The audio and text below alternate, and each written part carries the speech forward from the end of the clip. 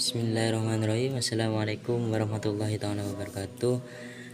Perkenalkan, saya Ahmad Saiful dari Prodi PAI semester 2. Ya, di sini saya akan memaparkan atau menyampaikan materi yang sudah disampaikan oleh kelompok sebelumnya, yaitu tentang metode pembelajaran sumber ajaran Islam.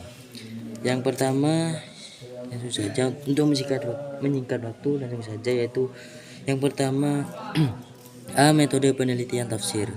Sebelum lebih jauh membahas metode dan pendekatan dalam memahami sumber ajaran Islam, terlebih dahulu akan diterangkan pengertian term metode penelitian dan tafsir. Adapun istilah tafsir adalah suatu ilmu untuk memahami kitab Allah Subhanahu wa taala yang diberikan kepada Nabi Muhammad SAW dan merupakan penjelasan makna serta kesimpulan hikmah dan hukum. Demikian kutipan oleh Asyuti dan Az-Zakari. Adapun pengertian tafsir secara terminologis adalah ilmu yang dipergunakan untuk memahami kitab yang Allah turunkan kepada Nabi Muhammad SAW serta untuk menjelaskan makna-maknanya, mengeluarkan hukum-hukumnya dan hikmah-hikmahnya.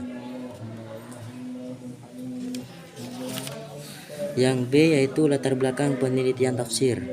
Dilihat dari segi usianya, penafsiran Al-Quran termasuk yang paling tua dibandingkan dengan kegiatan ilmiah lainnya dalam Islam.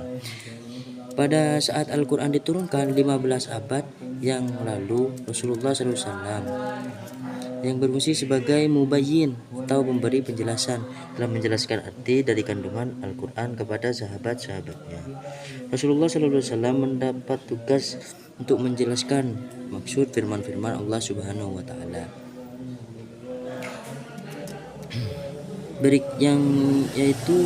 Oleh sebab itu, berikut ini penulisan ingin memaparkan sejarah perkembangan tafsir, mulai dari periode periwayatan tafsir dan pembukuan tafsir. Yang pertama, periode riwayatan tafsir. Untuk memudahkan pemaparan periwayatan tafsir, menulis membagi periode riwayatan tafsir dalam 3 periode. Yang pertama yaitu periode pada masa Nabi Muhammad SAW, yaitu pada masa sahabat, setelah itu pada masa tabi'in.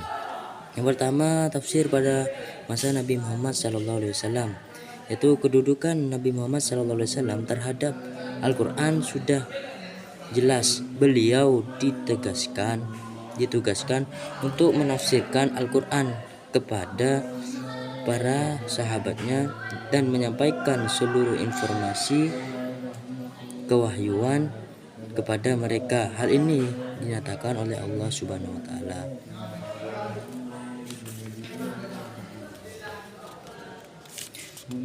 Terus di sini yaitu tafsir sahabat. Yang kedua, tafsir sahabat. Setelah Rasulullah SAW wafat pada tahun 11 Hijriah, yaitu 632 Masehi, para sahabat semakin giat mempelajari Al-Quran dan memahami makna-maknanya dengan jalan riwayat secara lisan dari mulut ke mulut, dari sahabat yang satu kepada sahabat lain. Terutama mereka banyak mendengar hadis dan tafsir dari Nabi. Penafsiran para sahabat pada mulanya didasarkan atas sumber yang mereka terima dari Nabi Muhammad SAW. Mereka banyak mendengarkan tafsiran Nabi dan memahami serta menghayatinya dengan baik. Mereka menerima bacaan ayat-ayat Al-Quran langsung dari Nabi Muhammad, yaitu setelah ayat tersebut diterima oleh beliau. Yang C yaitu tafsir pada masa tabi'in. Periode tabi'in ini dimulai ketika sahabat terakhir meninggal yang bernama Abu Tufail Al-Laisi, yaitu pada tahun 100 Hijriah di Mekah. Kira-kira tahun 100 Hijriah atau 732 Masehi sampai dengan 181 Hijriah atau 812 Masehi, yang ditandai dengan wafatnya tabi'in terakhir yaitu Khalifah bin Khulaifat,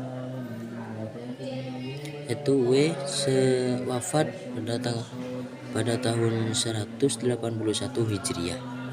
Yang dua, periode pembukaan tafsir. Pembukaan tafsir pada masa tabi'in. Tafsir mulai dibukukan oleh generasi setelah tabi'in.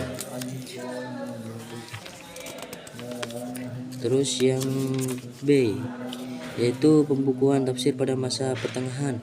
Perlu diketahui bahwa perkembangan tafsir pada pertengahan dimulai sejak abad ke-9 sampai dengan abad ke-19 Masehi. Yang ketiga, tafsir pada masa modern. Sebagian orang beranggapan bahwa tahun 1880 merupakan era baru kemunculan tafsir Al-Quran modern. Yang C, yaitu perkembangan metode tafsir. Metode penafsiran Al-Quran telah lahir sejalan dengan lahirnya tafsir itu sendiri. Terus yang D, macam-macam metode tafsir, yaitu ada metode ijmali dan juga ada metode tahlili. Dan juga di sini yang ketiga ada metode muqarron, dan yang keempat ada metode tafsir maudhu'i. Terus yang kelima yaitu metode penelitian hadis, dan yang keenam yaitu Fahdid sebagai metode penelitian hadis. Mungkin itu yang dapat saya sampaikan, kurang lebihnya saya mohon maaf. Wabillahi taufiq wal hidayah. Assalamualaikum warahmatullahi wabarakatuh.